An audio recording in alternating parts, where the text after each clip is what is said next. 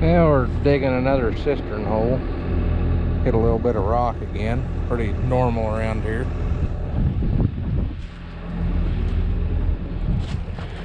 Had to bring power into the house over to these panels. Had quite a bit of rock there too. Water line, gas line, electric out to the shop building.